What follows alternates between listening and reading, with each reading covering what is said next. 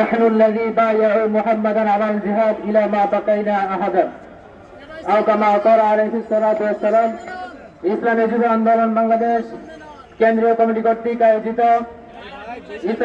ইসলামী যুব আন্দোলন বাংলাদেশ নারায়ণগঞ্জের যুবনেতা বুলবুল হত্যাকাণ্ডের প্রতিবাদে আয়োজিত আজকের অনুষ্ঠানের সম্মানিত সভাপতি, মঞ্চে উপবিষ্ট ইসলামী যুব আন্দোলন বাংলাদেশের বিভিন্ন শাখার দায়িত্বশীল ব্যক্তিবর্গ, সকলকে ইসলামী যুব আন্দোলন বাংলাদেশ ঢাকা মহানগর উত্তরের পক্ষ থেকে আন্তরিক অভিনন্দন ও মোবারকবাদ জানাচ্ছি।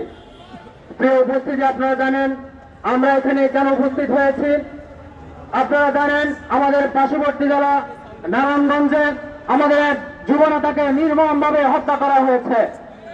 আমরা এর তীব্র নিন্দা এবং প্রতিবাদ জানাচ্ছি। আমরা ভেবেছিলাম স্বৈরাচার পতনের পর এদেশের মানুষের জানমালের নিরাপত্তা দিতে পারবে সরকার, কিন্তু আমরা কি দেখছি? আমরা দেখতে পাচ্ছি দেশে নুনের চেয়ে খুন সস্তা হয়ে যাচ্ছে। আমরা যুব সমাজ আমরা রাজপথে নেমে এসেছি। আমরা সরকারকে উদাত্ত আহ্বান জানাতে চাই, আমরা সরকারকে জানিয়ে দিতে চাই আগামী অনতিবিলম্বে এই খুনিদেরকে যদি ফাঁসির কাজটা ঝুলিয়ে না দেওয়া হয়, যুব আন্দোলন সারা বাংলাদেশে তীব্র আন্দোলন করবে তুমি ইনশাআল্লাহ। মুহাম্মদুর রাসূলুল্লাহ সাল্লাল্লাহু আলাইহি ওয়াসাল্লামের সাহাবায়ে কেরাম রাসূলকে বলেছিলেন বদরের প্রান্তরে, ইয়া রাসূলুল্লাহ আমরা আপনার ডানে থেকে বামে থেকে যুদ্ধ করবো ইনশাআল্লাহ।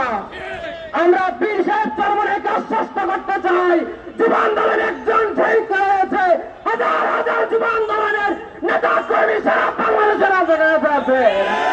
অনতিবিলম্বে খুনিদেরকে ফাঁসি না দেওয়া হলে সারা বাংলাদেশ অচল করে দেওয়া হবে ইনশাআল্লাহ। নাসরুম মিনাল্লাহি ওয়া ফাতহুন করিব।